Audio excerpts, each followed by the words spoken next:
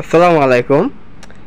যারা ঘরে বাটারফ্লাই মেশিনে কাজ করেন, বাটারফ্লাই বা সিঙ্গার কোম্পানি যে মেশিনটা, তো এটা প্রত্যেকটা ঘরে ঘরেই থাকে, অনেকেই ঘরেই থাকে যে মেশিনে কাজকাম করেন। দেখা যায় কাপড় চোপড় সিলানোর জন্য। তো মেশিনে অনেক সময় দেখা যায় পুরো থাকে 1 মাস 2 মাস, লং টাইম পুরো থাকার পরে যখন আবার মেশিনটা স্টার্ট করেন, চালানোর জন্য প্রস্তুতি নেন, তখন দেখা যায় কিছু কিছু সমস্যা ফেস করা লাগে। তো এই মেশিনটা সেম একটা সমস্যাটা হলো এটা অনেকদিন বসেছিল, মনে হয় মাস 2-1-এর মতো বসেছিল। তো এখন মেশিনের যে সমস্যাটা, মেশিনটা জ্যাম হয়ে গেছে। তো জ্যাম হয়ে গেলে অনেকেই কী করেন, তেল পানি দেন। অনেক জায়গার মধ্যে পার্টস আছে, আদার্স কিছু কিছু জায়গা আছে যেসব জায়গার মধ্যে তেল দিলে অনেক সময় ফ্রি হয়ে যায়। তো আমাদের দেখতে পাচ্ছেন যে পার্টসগুলি মোটামুটি বড় বড় আছে। তো আমি তাও একটু তেল পানি দিয়ে দিছি, আবার আপনাদের সামনে একটু দিয়ে দিতে দেখাইতেছি। তো এইসব জায়গায় অবশ্যই তেল দিবেন। তেল দিলে আপনার মেশিনটা যদি জ্যামও হয়ে যায়, একটু ওয়েট করলে আপনার মেশিনটা জ্যামটা ছেড়ে দিবে। অবশ্যই বাটারফ্লাই মেশিন যদি থাকে, এরকম মেশিন ঘরে ঘরে যদি থাকে, অবশ্যই তেল পানি অবশ্যই দিবেন, তাহলে মেশিনটা সহজে জ্যাম হবে না। তো তেলটা দেওয়ার পরে আমি একটু দেখাবো যে আসলে জ্যামটা আছে কিনা। তো দেখতে পাচ্ছেন এখনও জ্যাম আছে, এখন মানে জ্যামটা এখনও ছুটে নেই, এক সাইডে বাজে। এক সাইডে বাজে, জ্যামটা কীভাবে বুঝবেন? জ্যামটা কোথায়? তো একটা জিনিস খেয়াল করবেন, চাকাটা যখন আমি ঘুরাই কিন্তু আমাদের সুইটা উপর নিচে হয় না, সুইটা স্টপ হয়ে রয়েছে। সুইয়ের যে কলমটা, নিডলের যে রডটা, এটা স্টপ হয়ে রয়েছে। যখন আমি চাকাটা ঘুরাই, মুভিং করি, দেখেন চাকাটা ওদিক ঘুরাই বা এদিক ঘুরাই, কোনো দিকেই সুইটা উপর হইতেছে না বা নিচেও হইতেছে না। তো আমি কি করবো, যে সামনে যে সাইডে কাভারটা আছে, একটা স্ক্রু আছে, স্ক্রুটা লুজ করলে হবে, পুরো খোলা লাগবে না, স্ক্রুটা শুধু লুজ করবেন। লুজ করার পরে কাভারটা খুলে উপরে টান দিলে এটা খুলে যাবে অটোমেটিক। দেখতে পাচ্ছেন এই যে বিষয়। তারপরে যে জিনিসটা ফলো করবেন, যে সুই কলমটা বা সুইয়ের যে রডটা, নিডলের যে রডটা, নিডল বার, তো এই রডটার মধ্যে যখন আমি চাকাটা ঘুরালে এটা আমাদের যে লিফটার, সরি, এটা যে ট্যাকল পেপারে যে এইটা যে কানেক্টিংটা, এটা খেলতেছে, কিন্তু যে সুই রডটা এটা একদম স্টপ হয়ে রয়েছে, কোনো উপরে হইতেছে না বা নিচেও হইতেছে না।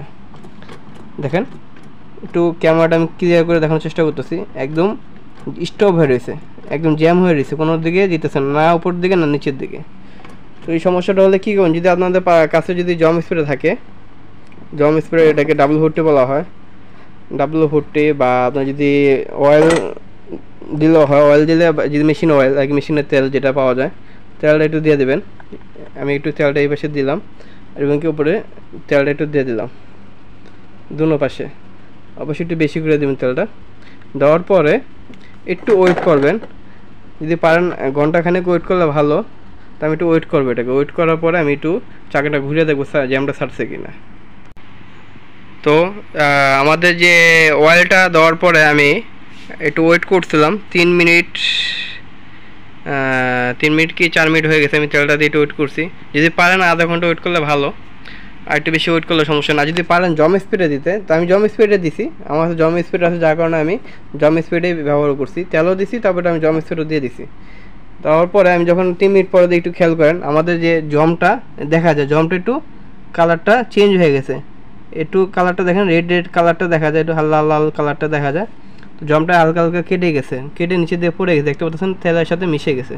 তো এখন আমি কী করবো, টাইট করে, চাকাটা টাইট করে মেশিনটা ধরে হালকা হালকা করে করবো, একবার উপরে একবার নিচে, একবার উপরে একবার নিচে, একবার উপরে একবার নিচে। দেখেন আমাদের জ্যামটা ছুটতেছে, দেখতে পাচ্ছেন জ্যামটা ছুটে গেছে। আস্তে একবার উপরে একবার নিচে, চাকাটা একবার উপরে ঘুরাবেন, একবার নিচে ঘুরাবেন, একটু টাইট টাইট লাগবে। তো ঘুরিয়ে ঘুরিয়ে দেখেন আমাদের জ্যামটা ছুটে দিতেছে, জ্যামটা ছেড়ে দিতেছে একদম, দেখতে পাচ্ছেন জ্যামটা ছেড়ে দিছে। দেখতে পাচ্ছেন জ্যামটা রাখছে করলাম এই যে কলমে, এই যে এই জায়গাটায়, এই জায়গাটা পুরো লাল হয়ে গেছে, দেখতে পাচ্ছেন এই জায়গাটা জম হয়ে গেছে। মেশিনটা বসেছিল তো জায়গার ভিতরে, যার কারণে এই জায়গাটা জম, এই জায়গাটা রাখছে। তো বাকি জায়গাটা একদম ফিরে এসেছে, কোনো রকম স্পট নাই, বাকি জায়গাটা একদম স্পট নেই কোনো, দেখতে পাচ্ছেন। তো চাকাটা এখন আস্তে আস্তে দেখেন জ্যামটা ছেড়ে দিয়েছে, চাকাটা একদম ফিরে গেছে আস্তে আস্তে, দেখেন হালকা টাইট আছে, ফিরে দেবে। যখন চাকাটা একটু জোরে জোরে ঘোরান, এই যে এখন আমাদের চাকাটা ফ্রি হয়ে গেছে। তো মেশিনটা ফ্রি হয়ে গেছে, দেখতে পাচ্ছেন, দেখেন আমাদের চাকাটা ফ্রি হয়ে গেছে। তো কেউ না জেনে অন্য কোনো জায়গায় ট্রাই করবেন না, তাহলে আপনার মেশিনে হয়তো কাজ আরও বেড়ে যেতে পারে, তখন যদি আপনার খরচ বেশি হতে পারে। তো ভিডিওটা কীরকম লাগছে অবশ্যই মতামত জানাতে ভুলবেন না। যদি ভালো লাগে থাকে অবশ্যই লাইক দিতে ভুলবেন না, এবং কি চ্যানেলে যদি নতুন হয়ে থাকেন চ্যানেলটা সাবস্ক্রাইব করতে ভুলবেন না। তো সবাই ভালো থাকবেন, সুস্থ থাকবেন। আজকে এই পর্যন্তই। আসসালামু আলাইকুম।